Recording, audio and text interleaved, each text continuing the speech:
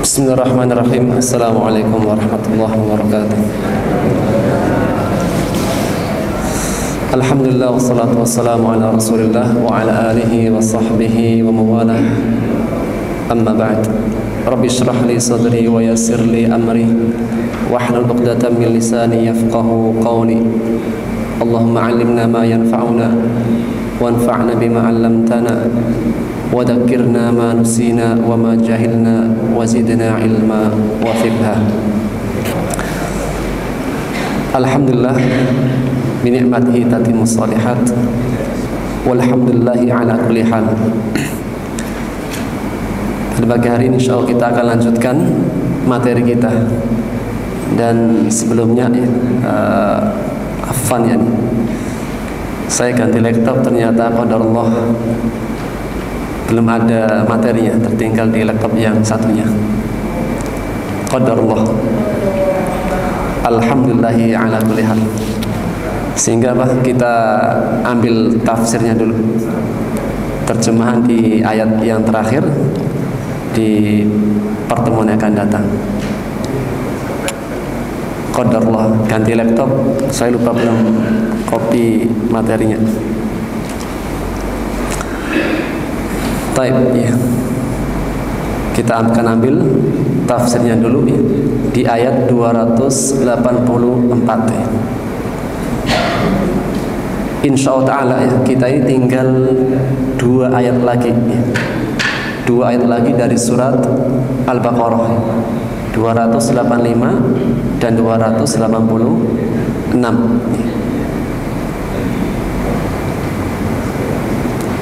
Yang setelahnya kita selesai satu surat ya. Baik, kita akan ambil tafsir dari ayat 284 ya. Yaitu firman Allah Subhanahu wa taala, lillahi ma fis samawati wa ma fil ard. Milik Allah. Bisa diterjemahkan? Milik Allah apa-apa yang ada di langit dan apa-apa yang ada di bumi. Wa in tubdu, dan jika kalian menampakkan ma fi anfusikum, apa-apa yang ada pada diri kalian, atau tukhfuhu, kalian menyembunyikannya, yuhasibkum bihillah, niscaya Allah akan menghisab kalian dengannya atau memperhitungkan. Fa, maka yaghfiru,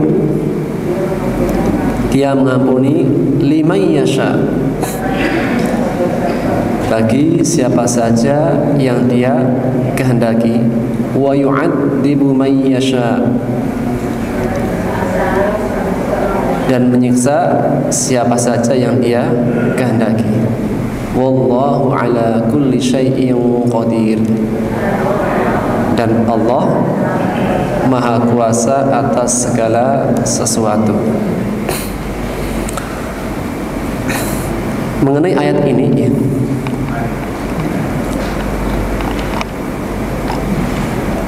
ada asbab nuzulnya ya, ada sebab musabab dari turunnya ayat ini.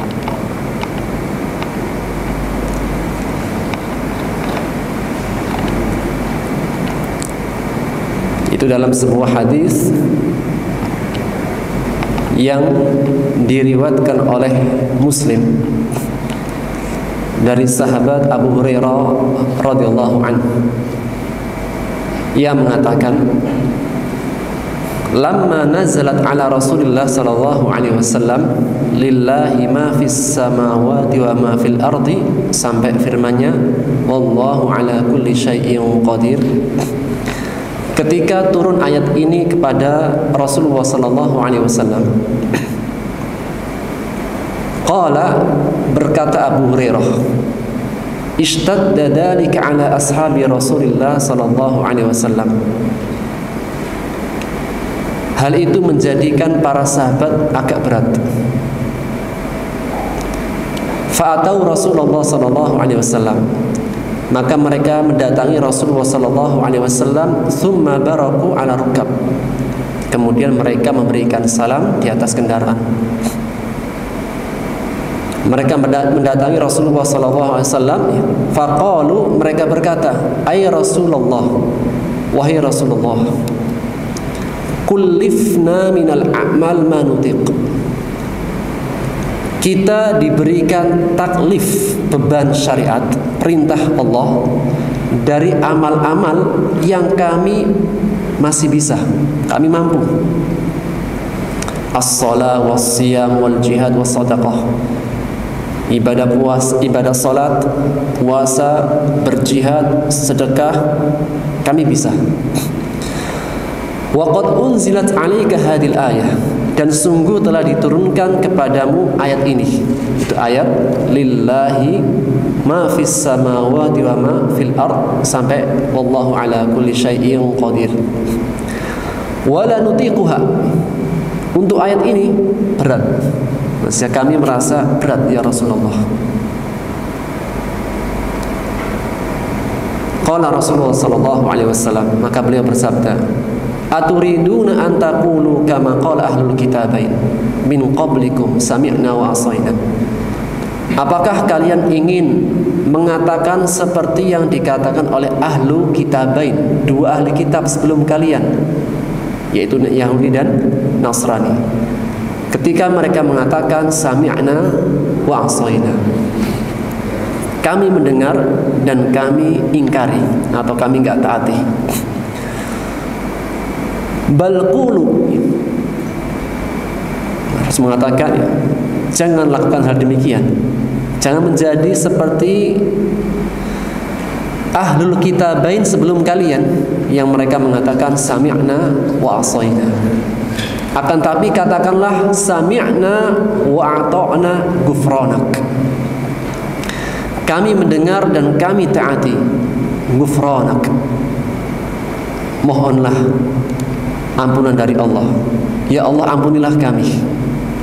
Rabbana wa ilaikal masir. Wahai Rabb kami, hanya kepadamulah tempat kembali. Falamma iqtara ahlul qaum, ketika para sahabat kaum tersebut telah membacanya, dallat bihi alsinatuhum, maka lisan-lisan mereka tertundukkan, tidak berbicara yang lain lagi, tunduk dengan apa yang disarankan Rasulullah sallallahu alaihi wasallam ketika mereka mengatakan sami'na wa ata'na ghufranak. Fa anzalallahu fi isriha, maka setelah ayat tersebut Allah turunkan setelahnya ayat, itu ayat penutup dari surat Al-Baqarah, amanar rasulu bima unzila ilaihi min rabbih wal mu'minun, sampai firman-Nya ghufranak sami'na wa ata'na ghufranak rabbana wa ilaikal masir. Falamma fa'alu, ketika mereka melakukan hal itu, apa yang diwasiatkan Rasulullah sallallahu alaihi wasallam, nasahahallahu taala, Allah menghapusnya. Wa anzalallah, keberatan tadi Allah hapus dan Allah turunkan firman-Nya, la yukallifullahu nafsan illa wus'aha, sampai firman-Nya rabbana la tu'akhidna in nasina aw akhtana, yang artinya Allah tidak membebani seseorang kecuali sesuai dengan kemampuannya. Laha ma kasabat wa 'alaiha ma iktasabat, baginya mendapat pahala dari apa yang dikerjakan dari amal kebaikan.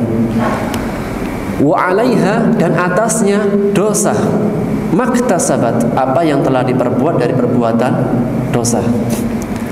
Rabbana la tu'akhidna, wahai Rabb kami, janganlah engkau siksa kami, in nasina au akhtana, jika kami lupa atau kami berbuat salah yang tidak disengaja.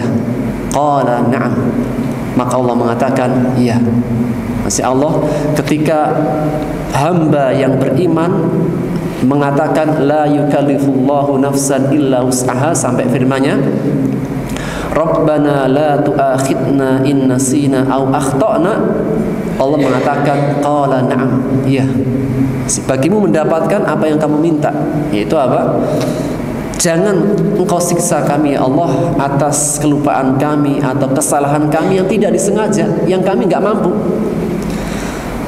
Kemudian lafaz berikutnya, Rabbana wala tahmil alaina isran kama hamaltahu 'alal ladina min qablina. Wahai Rabb kami, janganlah engkau bebankan kepada kami beban yang berat sebagaimana engkau telah membebankannya kepada orang-orang sebelum kami. Qala na'am. Allah mengatakan, iya, bagimu adalah hal tersebut. Kemudian firman lafaz berikutnya, Rabbana wala tuhammilna ma la taqata lana bih. Wahai Rabb kami, janganlah engkau pikulkan kepada kami apa-apa yang kami enggak mampu terhadapnya. Qala na'am. Maka Allah mengatakan, iya, bagimu hal itu.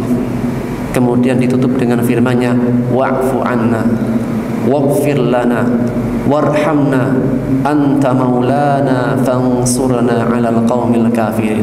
Maafkanlah kami, ampunilah kami, rahmatilah kami.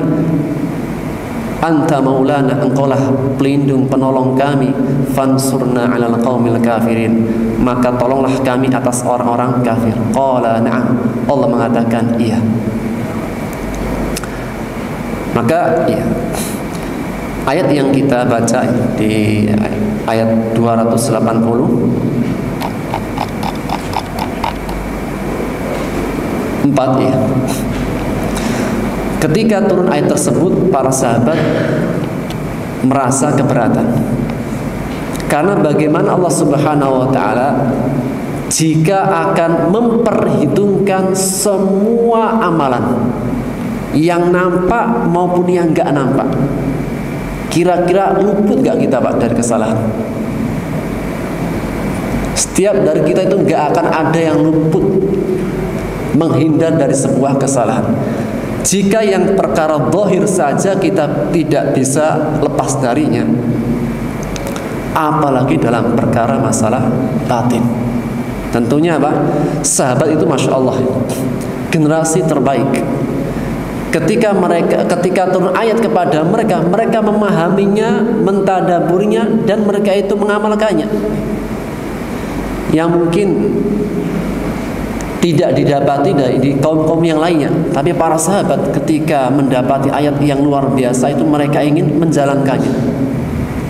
Tapi ketika mereka merasa berat, ya, maka sekali lagi bahwasanya tempat sandaran para sahabat adalah kembali kepada Rasulullah Sallallahu Alaihi Wasallam. Hingga akhirnya Allah turunkan ayat setelahnya sebagai penghibur yang meringankan keadaan mereka. Dan dua ayat yang terakhir ini, dua ayat yang Allah berikan kepada Nabi Muhammad dan umatnya yang belum pernah diturunkan pada kitab-kitab sebelumnya. Dua ayat yang sangat mulia, yang di dalamnya terdapat banyak fadilah, keutamaan-keutamaan. Akan tapi kita ambil dari ayat yang sebelumnya dulu, yaitu firman Allah, lillahi ma fis samawati wa ma fil ard. Milik Allah apa-apa yang ada di langit dan apa-apa yang ada di bumi. Segala sesuatu miliknya Allah. Ayat ini sebagai ayat penutup dari surat Al-Baqarah. 3 ayat sebelum selesainya surat Al-Baqarah. Dan surat Al-Baqarah yang kalau kita perhatikan, surat Al-Baqarah itu menghimpun ilmal usul wal furu', ilmu tentang pondasi-pondasi dan ilmu tentang cabang-cabang syariatnya. Bahwasanya Al-Qur'anul Karim Itu ada perkara usulnya, ada perkara furuknya. Ada pembicaraan tentang akidah, tentang usul, yang segala sesuatu itu disandarkan padanya, pondasi dasar segala sesuatu, yang jika tidak ada pondasi semuanya akan rapuh. Dan juga al-furu', cabang-cabangnya berupa taklif asy-syar'i, beban-beban syariat. Maka di dalam surat Al-Baqarah ada perkara tauhid, yaitu mengesahkan Allah Subhanahu wa taala. Bagaimana Allah Subhanahu wa taala ingin meluruskan umat-umat yang sebelumnya, yang mereka dalam mengimani Allah mereka jatuh dalam kesalahan. Di antara mereka ada umat Yahudi, ada umat Nasrani, yang mereka itu jatuh dalam tidak hanya perkara syariat, jatuh juga dalam perkara akidah. Ketika orang-orang Yahudi, mereka itu tidak memuliakan nabinya sampai tingkatan berani membunuhnya, maka surat Al-Baqarah meluruskan bagaimana iman yang benar tentang kenabian. Ketika mereka mengatakan bahwasanya Nabi Sulaiman kafir, Allah turunkan ayat, wa ma kafara Sulaiman, Sulaiman bukan kafir, walakinna syayatin kafaru, akan tapi syaitan-syaitanlah yang kafir. Tidaklah ada permasalahan tentang akidah, melainkan surat Al-Baqarah meluruskan. Ketika ada orang-orang yang mereka memusuhi malaikat Jibril, yaitu orang-orang Yahudi, bahwasanya mereka menjadikan malaikat Jibril itu musuhnya, maka Allah turunkan ayat bahwasanya malaikat Jibril adalah malaikat nazzalahu alaik, yang turun dengan Al-Quran kepadamu, malaikat yang menurunkan Al-Quran rahmat yang terbesar. Lagi-lagi diluruskan dalam perkara akidahnya. Wan nubuwah, dan juga dalam surat Al-Baqarah berbicara tentang kenabian, tauhid tentang haknya Allah, kenabian tentang haknya para nabi dan rasul. Dan juga dalam surat Al-Baqarah Al-Ma'ad, hari kebangkitan. Was-shalah waz-zakat, tentang salat, tentang zakat, tentang qisas, tentang puasa, tentang haji, tentang jihad, tentang kewanitaan, haid. Kemudian hukum-hukum nikah, talak, masa iddah, khulu', ila, ar-radha'ah, penyusuan, war-riba, wal bay', kemudian tentang riba, sedekah, kemudian tentang jual beli, sampai pada ayat pembahasan hukum yang terakhir tentang kaifiyatul mudayanah, hukum mengenai tentang hutang piutang. Yang ini semua ada pelajaran-pelajaran tentang tauhid, tentang usul, keesaan Allah, beriman dengan para nabinya, kemudian tentang hari akhirat. Ini apa? Tentang usul, tentang akidah yang harus ditancapkan pertama kali oleh seorang hamba, mengesahkan Allah, tentang kenabian, tentang hari kebangkitan. Setelahnya tentang taklif syar'i, syariat Allah, salat, zakat, dan seterusnya, sampai pada akhirnya tentang masalah harta. Yang semua ini Allah perintahkan kepada hamba-hambanya, atau disebut dengan taklif asy-syar'i, syariat Allah yang Allah bebankan kepada hamba-hambanya. Yang dalam syariat yang memiliki hak mutlak dalam memerintah dan melarang, haknya siapa? Allah Subhanahu wa ta'ala.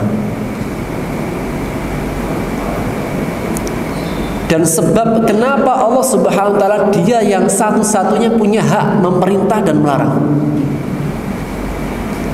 li'annahu malik, karena dia adalah raja yang memiliki segalanya dengan kepemilikan yang utuh, mutlak. Kalau manusia itu kepemilikannya nggak mutlak. Manusia hanya merencanakan, adapun terjadi atau tidaknya atas kehendak Allah. Tapi Allah Al-Malik Al-Qadir yang punya segalanya secara mutlak, yang punya kekuasaan segalanya secara mutlak. Maka orang yang punya segalanya secara mutlak, dialah yang berhak berbuat sekehendaknya. Sebagai contohnya, misalnya kita punya mobil. Ketika kita mau menjualnya, kita masih izin istri kita, anak-anak kita, atau saudara-saudara kita. Maka apa? Sejatinya kita belum mutlak dalam kepemilikan. Orang yang memiliki secara mutlak adalah orang yang dia itu bisa berkehendak semau dia. Dan itu tidak ada kecuali pada Allah Subhanahu wa taala. Oleh karenanya, ayat yang kita bahas tadi apa? Lillahi ma fis samawati wa ma fil ard. Semua yang ada di langit dan di bumi lillah, miliknya Allah. Jika miliknya Allah secara mutlak, maka tidak ada yang bisa memani', tidak ada yang bisa menghalangi Allah maupun mendorong Allah dalam suatu hal.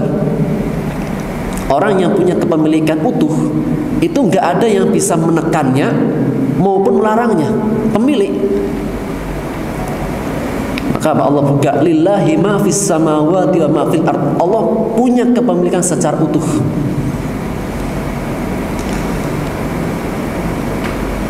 Makanya Pak, dalam surat Al-Mulk yang artinya kerajaan, Tabarakalladzi biyadihil mulk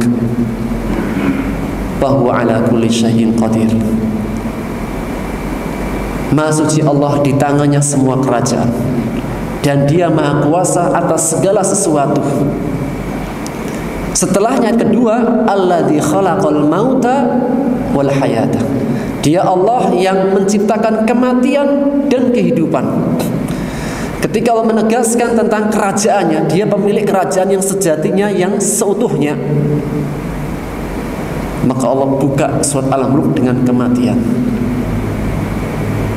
Karena di antara tanda bukti Allah maha kuasa, maha pemilik segalanya mutlak, Allah zat yang tidak mati, Al-Hayyul Qayyum.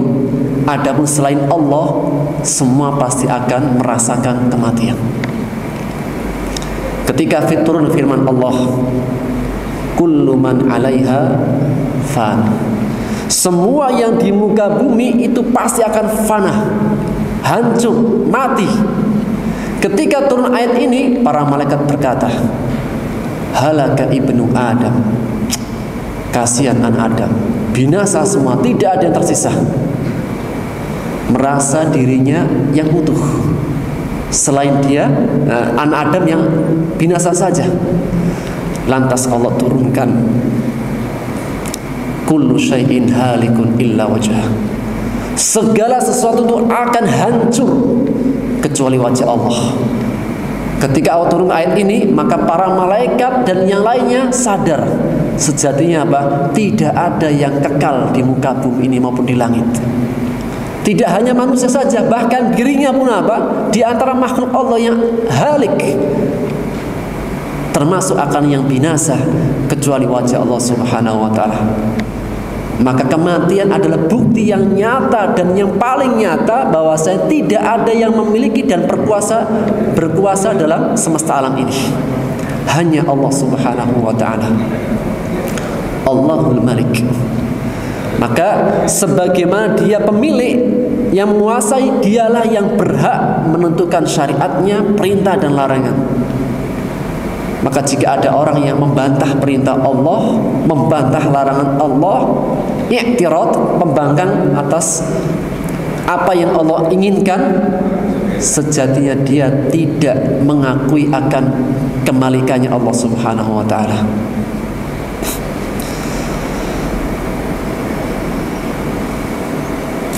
Ketika seorang hamba menjalankan perintah-perintah yang Allah perintahkan, menjauhi larang-larang yang Allah telah larang,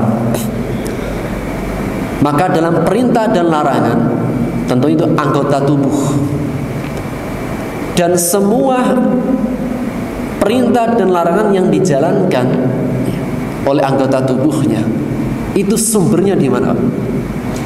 Di hati. Maka jika sumbernya di hati, maka yang Allah akan perhatikan adalah perkara masalah hati.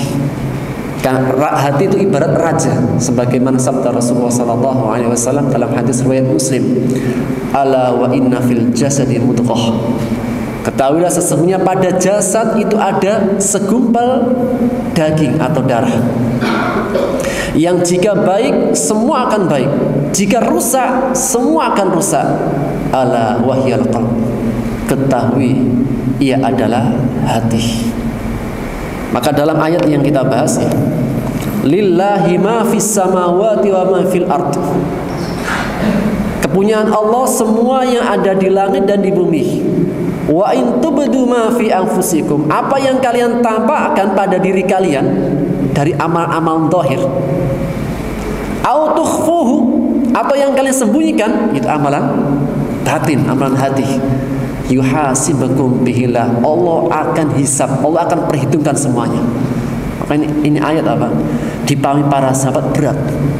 Jika Allah memperhitungkan semuanya, yang nampak maupun yang tidak, itu apa? Tidak ada celah bagi kami, tidak ada celah bagi kita.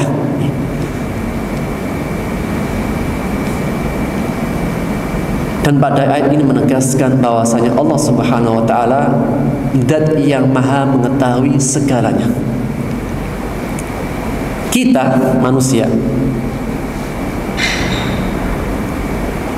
kita itu hanya menghukumi sesuatu, akan memperhitungkan sesuatu dengan apa yang kita lihat, apa yang kita ketahui. Itu yang nampak-nampak saja. Ada orang yang korupsi kemudian ditangkap. Kenapa ditangkap, Pak? Karena ketahuan. Coba kalau nggak ketahuan, selamat. Dalam artian hukumnya manusia itu terbatas pada hal yang diketahui. Selain yang tidak kita ketahui, ya kita nggak bisa. Kalau kita terbatas hanya memperhitungkan, menilai apa yang kita ketahui. Makanya dalam hukum syariat pun demikian. Dalam perkara hati kita nggak boleh masuk. Ini orang munafik ini. Kalau yang dimaksudkan munafik perbuatan boleh, tapi kalau munafik hati tidak boleh. Karena kita itu hanya menghukumi zahir, perkara batin hati serahkan kepada Allah. Sehingga kita semua itu terbatas pada apa yang kita lihat. Tapi hal itu tidak berlaku bagi Allah. Kalau kita hanya bisa menilai dari yang zahir, yang nggak kita ketahui, itu nggak berlaku. Bahkan kalau kita itu menuduh seseorang, kalau kita nggak mendatangkan saksi, kita yang kena.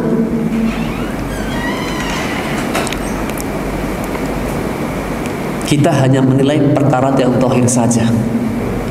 Itu pun terkadang luput. Apakah semua zahir itu kita ketahui? Tidak. Kalau nggak ada tembok kita bisa melihat. Tapi kalau di belakang tembok kita nggak bisa lihat. Tapi itu semua tidak berlaku bagi Allah. Allah Subhanahu wa taala, in tubduhu au tukhfuhu, yang kalian tampakkan, yang kalian sembunyikan, keduanya sama. Nah, ini apa? Ini bagi para sahabat ilmunya Allah itu meliputi segala sesuatu.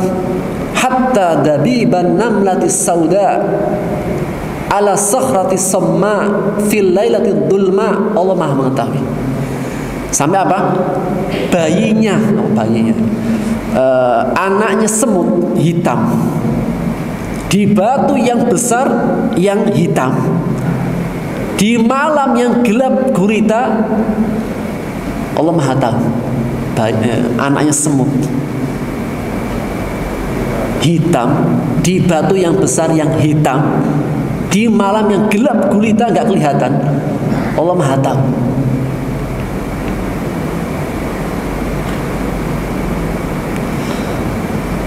Sehingga bagi Allah Subhanahu wa taala, apa yang nampak maupun yang tidak itu keduanya sama.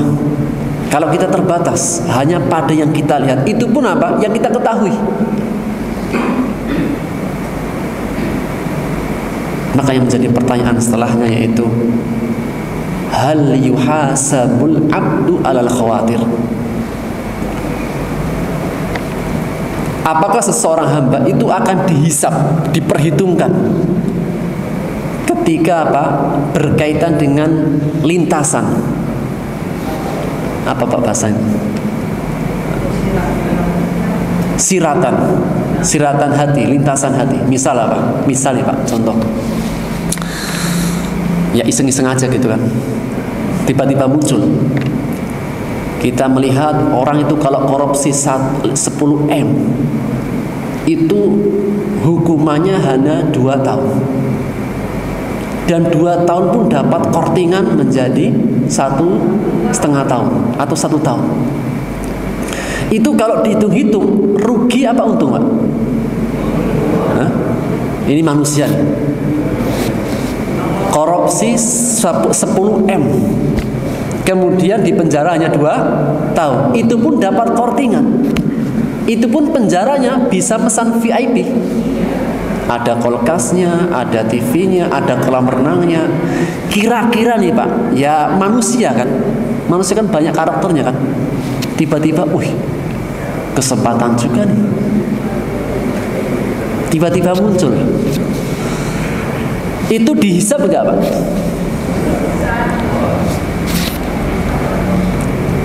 Ini kan lintasan kan.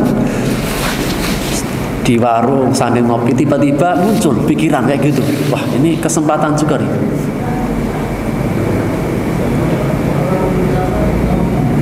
Allah mengatakan apa? Au tukhfuhu, yang kalian apa sembunyikan, yuhasibukum bihillah, Allah akan hisab.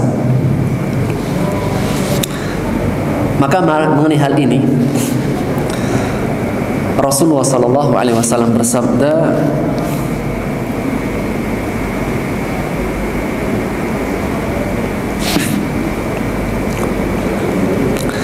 dalam hadis yang diriwayatkan oleh Bukhari dari sahabat Abu Hurairah radhiyallahu taala anhu, Rasulullah sallallahu alaihi wasallam bersabda, innallaha tajawaza an ummati ma haddatsat bihi anfusaha. Sesungguhnya Allah memaafkan dari umatku apa yang terlintas oleh hatinya, malam ta'mal au tatakallam bihi, selama dia tidak melakukan dan berbicara dengannya.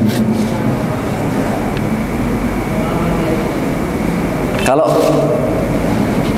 mengenai ayat ini, mengenai ayat ya, maka apa? Semua yang rahasia dinilai, semua yang disembunyikan Allah perhitungkan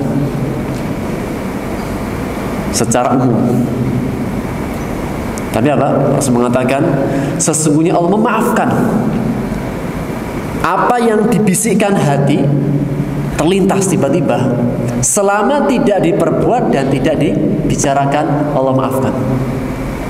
Maka dalam khatir, dalam lintasan hati, tersirat saja ya. Jika dia itu tidak melakukan dan tidak berbicara dengannya, yang dia itu ya tidak kuasa, tiba-tiba muncul, baru asik-asiknya di warung sambil minum kopi, tiba-tiba muncul karena baca berita. Kesempatan ini. Maka Pak, jika sebatas lintasan yang dia tidak berbicara dengannya dan tidak melakukannya, innallaha tajawaza, Allah maafkan.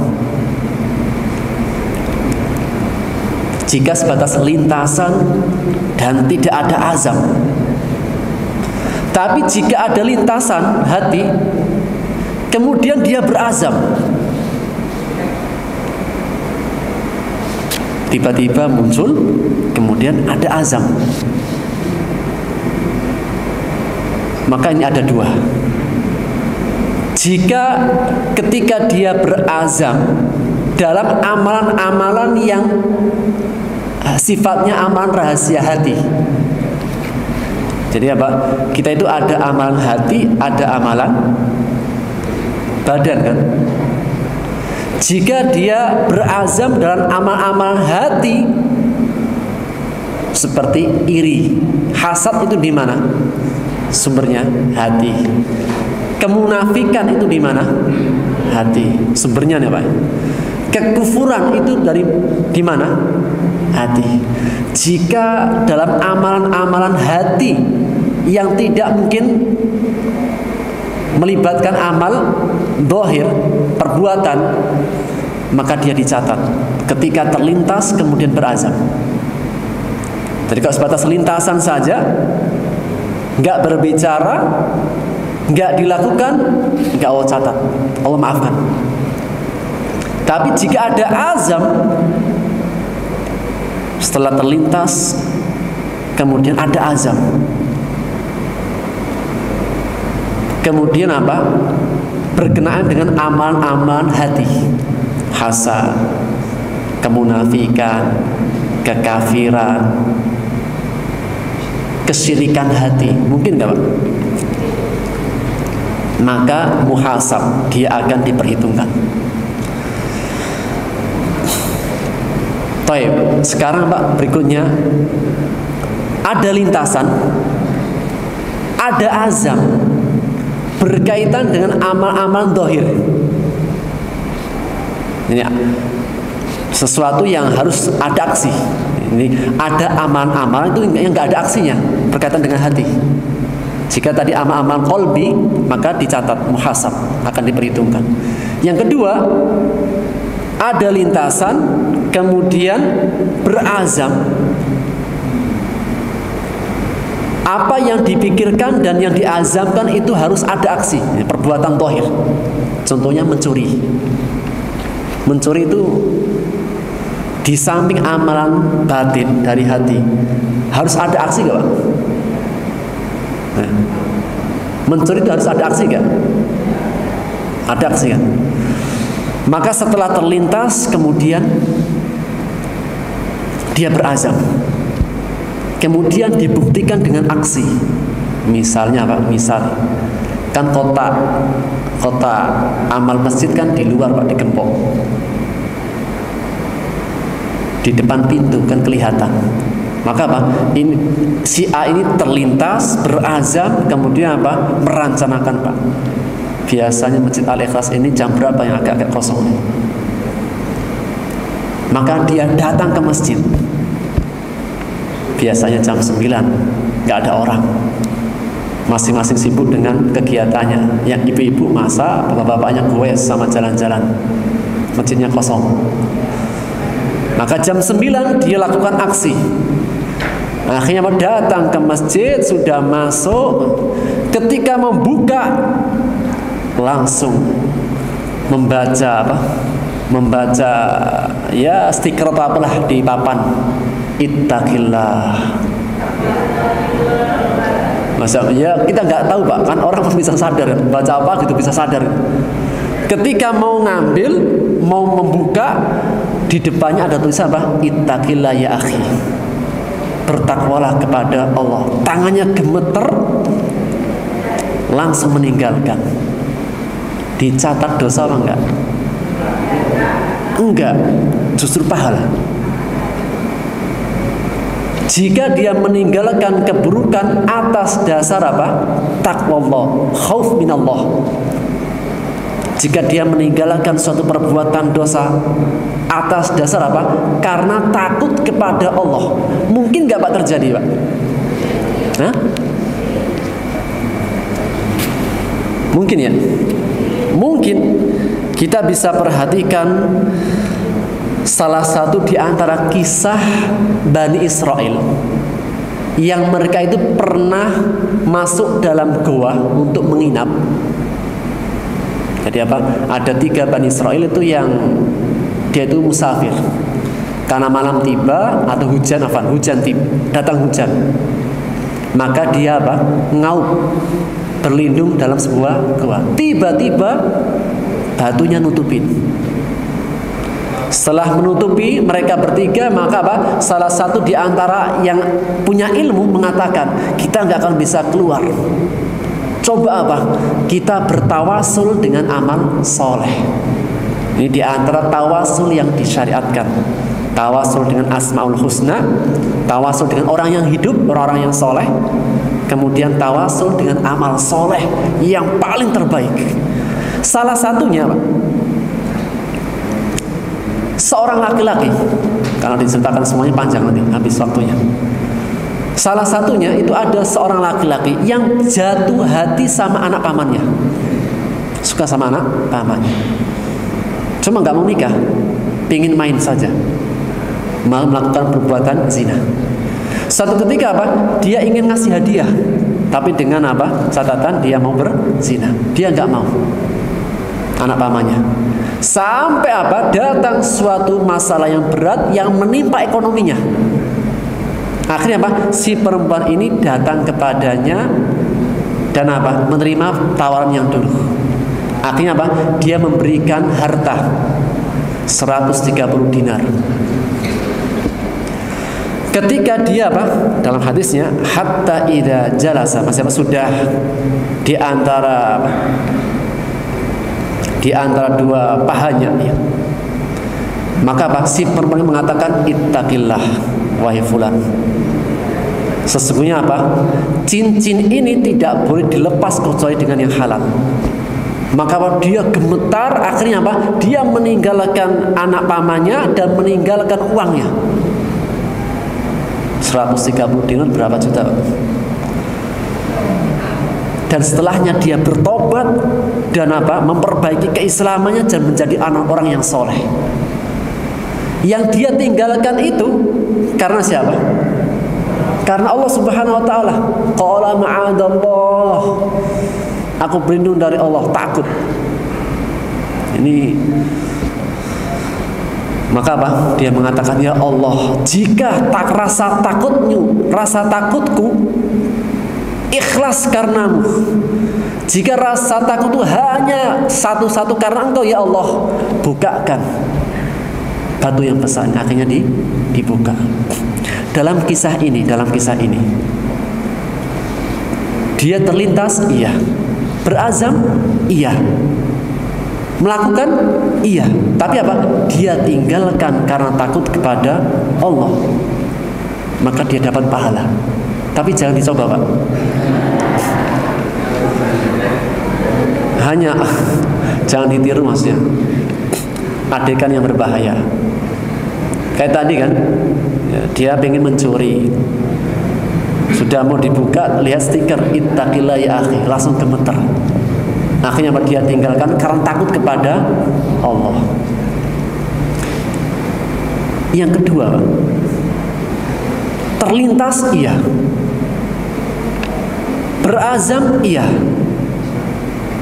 Yang lintasan dan azamnya itu harus ada aksi. Mencuri ini samalah, kita apa? Sama saja contohnya. Akhirnya dia jam 9 datang ke masjid. Ketika datang ke masjid, ternyata masjidnya itu ada kajian jam 9 hari Sabtunya. Dikira hari Sabtu kayak hari biasanya itu. Ternyata apa? Ada kajian, ada satpamnya, ada CCTV-nya gitu. Akhirnya apa? Nggak jadi. Baliklah dia. Dicatat keburukan apa tidak? Hah? Dicatat tidak? Dicatat. Kenapa? Karena bukan karena takut kepada Allah. Karena seandainya tidak ada kajian, tidak ada satpamnya, nggak ada CCTV-nya, lanjut tidak? Lanjut. Cuma ya tadi gak rezekinya saja. Tadi pengen nggak, Pak? Pengen, cuma gagal saja. Gak bejo, gak nasibnya, gak rezekinya, Pak. Bukan rezeki itu, Pak. Mana dalilnya?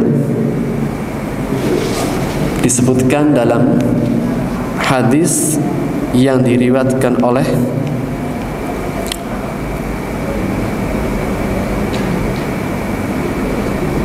An-Nasa'i dari sahabat Abu Musa Al-Asy'ari bahwasanya Rasulullah sallallahu alaihi wasallam bersabda, "Idal taqa muslimani bisayfihima." Jika ada orang muslim bertemu dengan dua pedangnya. Ini ada muslim Pak berantem. Yang satu bawa pedang, yang satu bawa pedang. Mungkin nggak Pak terjadi? Mungkin kan? Karena apa? Karena masalah tanah misalnya, atau masalah ya perempuan, mungkin kan? Anak muda gitu kan? Karena cinta monyet akhirnya berantem. Atau karena sesuatu lain hal lah gitu. Dua orang muslim berantem. Ketika berantem bisayfihima, masing-masing bawa pedang atau bawa senjata musaddas, apa? Pistol. Maka Rasul mengatakan al-qatil wal maqtul finnar. Yang bunuh dan yang dibunuh neraka. Kan orang muslim nggak boleh bawa senjata tajam. Bahkan apa? Menodongkan, main-main saja itu nggak boleh. Misalnya nih Pak, ibu-ibu baru beli ayam gitu kan, baru apa? Motong-motong ayam. Karena jengkel sama suaminya, sukanya mancing saja. Akhirnya pas pulang nggak bawa ikan, itu nggak boleh, dosa besar, dosa. Nah, menodongkan senjata tajam kepada apa?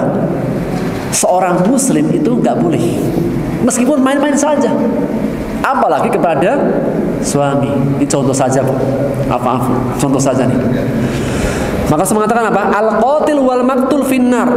Orang yang membunuh dan dibunuh neraka. Kata para sahabat, ya Rasulullah, al-qatil. Iya, masih apa? Orang yang membunuh itu divonis neraka. Ya pantas, dia yang bunuh. Fama balul maqtul, gimana yang dibunuh? Kok bisa neraka? Rasul mengatakan apa? Annahu kana harisun ala qatlihi. Sejatinya Pak, yang dibunuh juga ingin membunuh, cuma nasibnya saja kebunuh. Seandainya Pak,